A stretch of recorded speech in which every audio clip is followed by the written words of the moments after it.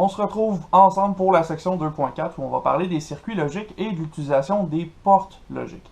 Donc, dans le contexte ici, on va parler de circuits logiques, des circuits électroniques, et dans ces circuits-là, nous, ce qui va nous intéresser, ce sont des portes logiques qui vont avoir pour effet de faire exactement la même chose que les opérations logiques qu'on a vues déjà précédemment. Donc, on va revoir ces opérations-là, mais dans les circuits électroniques cette fois-ci. Et pour faire ça, on va introduire les portes, puis on va devoir introduire une certaine notation pour la suite des choses. Donc, premièrement, introduisons les portes logiques qui vont nous intéresser, des portes logiques de base. On va en avoir 3 pour commencer. On va en avoir d'autres un petit peu plus tard. Pour l'instant, on y va avec le OU. Cette porte logique-là, c'est un genre de triangle où la base est arrondie vers l'intérieur et les deux côtés sont arrondis vers l'extérieur. Peut-être une flèche qui ressemble à ceci. Donc, cette porte logique-là, ce qu'elle nous dit, c'est qu'on va avoir comme entrée A et B, et que si A ou B rend une valeur positive, une valeur, pas positive, mais une valeur vraie, on va sortir vrai à l'extrémité. Dans le circuit logique, ça se traduirait par s'il y a du courant dans A ou s'il y a du courant dans B, on va avoir du courant dans Y de cette façon-ci.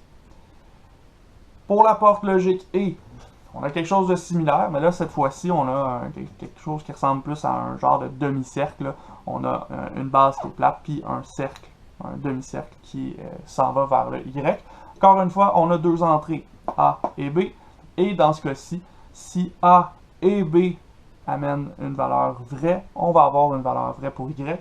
En termes de circuit logique, ce que ça veut dire, c'est que s'il y a du courant dans A et qu'il y a du courant dans B, on va avoir du courant dans Y de l'autre côté.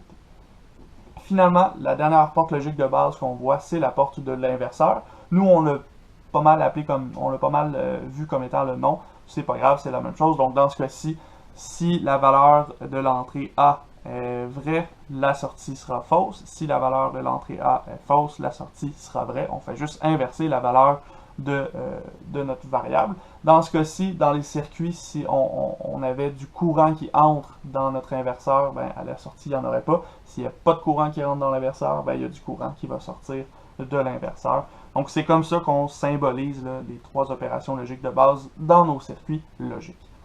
Maintenant, je vous ai parlé d'une notation qui allait devoir changer. Dans ce cas-ci, comme on travaille dans ce chapitre-ci, ou du moins dans cette section-ci avec des circuits électroniques, on va essayer de se conformer aux règles de présentation des circuits électroniques. Donc, dans la notion d'électronique digitale, on utilise des notations un petit peu différentes pour 2 opérations, notamment pour le OU, pour le E. Nous, jusqu'à présent, le OU, on utilisait le V, et le E, on utilisait le V à l'envers. Maintenant, pour se conformer aux normes d'utilisation des circuits électroniques en digital, notre OU, ça va être le plus, et notre E, ça va être les 2 lettres collées ensemble. Dans les notes, c'est déjà pas mal comme ça que ça a été fait. Nous, on va maintenant utiliser ça. Donc, on a utilisé beaucoup la notation mathématique. Maintenant, on y va avec une notation plus électronique, plus informatique pour le reste de cette section-ci. On regarde ensemble quelques exemples, justement, de propositions mathématiques qu'on pourrait transférer en circuit logique. Puis, on va voir la table de vérité qui est associée à ces transformations-là. Donc, premièrement, ici en A, on a la proposition non A ou B et C. Je l'ai écrit en dessous de la façon qu'on l'écrivait avant pour qu'on puisse retrouver ce qu'on avait nous avec nos notations à nous. Dans ce cas-ci, non A ou B et C, on va essayer de représenter ça à l'intérieur d'un circuit logique. Donc, en partant, moi, j'aime aller à la fin pour savoir vers quoi je m'en vais. À la toute fin, je vais unir ce qu'il y a dans ma proposition. Donc, je vais unir non A et je vais unir B et C. Donc, à la toute fin, je devrais avoir un OU logique qui apparaît. Donc, une porte logique OU de ce type-ci. De cette porte logique-là, je vais avoir quelque chose qui va avoir une opération sur le A. Cette opération-là, c'est le non, l'inverseur. Donc, je vais aller m'ajouter un inverseur dans mon circuit. Et en dessous de ça, je dois avoir B et C ensemble. Donc, j'ai B, j'ai C. Et je veux que ce qui sort de B et C rentre dans mon OU ici. On veut avoir B et C en même temps. Donc, l'opérateur, la porte logique qui correspond, c'est la porte logique E. mes lignes ne sont pas tout à fait droites, c'est pas la fin du monde, donc on voit que B et C vont s'unir, A va s'inverser, puis à la suite de ça, on va avoir un OU logique qui va apparaître. Donc, voyons voir qu'est-ce qui se passe maintenant si on fait la table de vérité de notre circuit logique. Donc, table de vérité ici, ce qu'il va y avoir dans les 3 premières colonnes, c'est la même chose que d'habitude, donc les possibilités de A, B ou C. Donc, A, on va avoir pas de courant, pas de courant, pas de courant, pas de courant, du courant, du courant, du courant, du courant. Et en B, on va juste inverser un peu là, pour avoir plus de possibilités. Donc, pas de courant, pas de courant, courant, courant, pas de courant, pas de courant, courant, courant. Et finalement, C, ce sera pas de courant, courant, pas de courant, courant, pas de courant, courant et pas de courant, courant. De cette façon-là, on a toutes les possibilités de nos 3 propositions initiales. Maintenant, regardons qu'est-ce qui se passe avec l'inverseur du A. Donc, si j'ai pas de courant qui rentre dans A, l'inverseur va envoyer du courant dans mon OU. Donc, ici, je vais avoir du courant. Encore une fois, si j'ai pas de courant dans A, l'inverseur va toujours remettre du courant. Si j'ai déjà du courant qui passe dans A, l'inverseur va fermer la switch et on n'aura plus rien qui passe. Donc, on n'a aucun courant dans ces situations-là. Maintenant, on se déplace dans notre E logique, la porte E. On va avoir B et C en même temps. Donc là, si j'ai aucun courant dans B, aucun courant dans C, ma porte logique E reste ouverte, donc on n'a pas de courant qui sort. Si on a B qui n'a pas de courant, C qui a du courant, on ne remplit pas les conditions, donc il n'y a pas de courant qui sort. Encore une fois, B qui a du courant, C qui n'a pas de courant, il n'y a pas de courant qui sort. Et finalement, B qui a du courant, C qui a du courant, là, on va avoir du courant. Le reste, c'est juste un copier-coller de ce qu'on avait, donc pas de courant, pas de courant, pas de courant et du courant. Et finalement, si on se déplace à notre dernière porte logique, ici, on teste est-ce qu'il y a du courant dans l'inverseur de A, est-ce qu'il y a du courant dans le E logique entre B et C. S'il y en a un des deux qui a du courant, on va avoir du courant qui sort, donc on va voir ici. On a du courant dans l'inverseur, on n'en a pas dans le B, on n'en a pas dans le E logique plutôt. On va avoir du courant dans notre OU.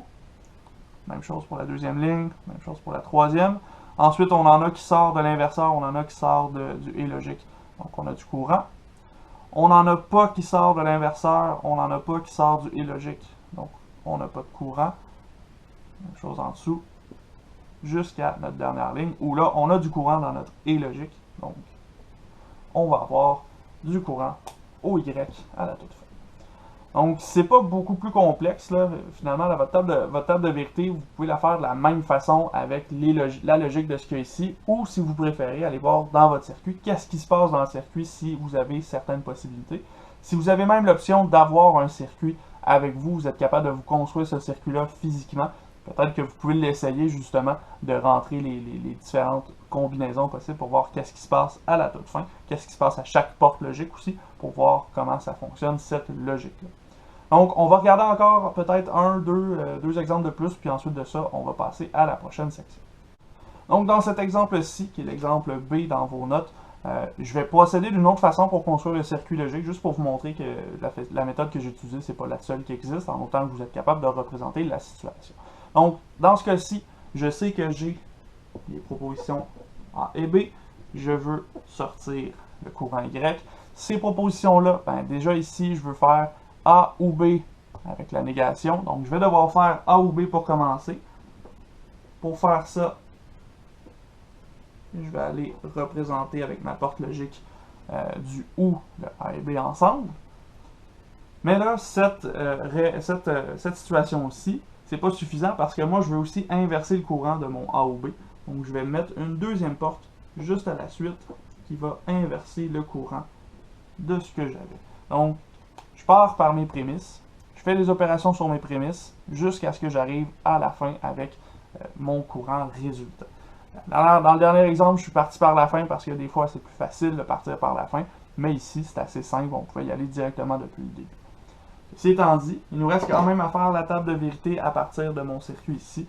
Donc, on va regarder qu'est-ce qui se passe. Donc, dans les deux premières colonnes, A et B, ce sera tout simplement les possibilités courant ou non dans les variables A ou B. Pour A, on va avoir 2 fois non courant et 1 fois du courant.